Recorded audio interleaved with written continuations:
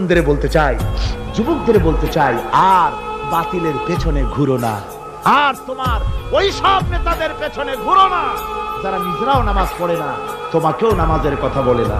ওরা নিজেরা মিথ্যা কথা কয়, তোমরা টের পাও না? কি বলেন, টের পাওয়া যায় না?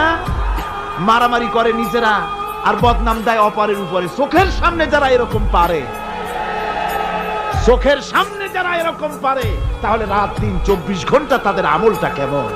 এদের পেছনে ঘুরে কোনো লাভ নাই। কোনো লাভ আছে? হ্যাঁ, একটা লাভ আছে।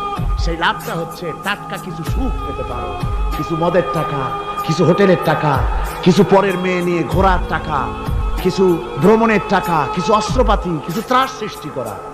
আর ত্রাস সৃষ্টি করবা, কয়টা অস্ত্রের মালিক হইছো?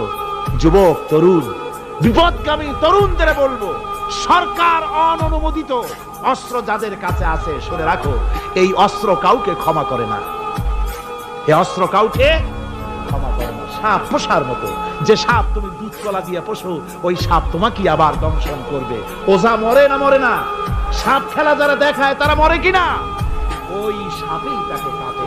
সুতরাং গভর্নমেন্ট অনুমোদিত অস্ত্র তোমার কাছে পাইপ গান, রিভলভার, স্টেন গান, এলএমজি, আদমজি, কত রকমের অস্ত্রপাতি যুবকদের কাছে।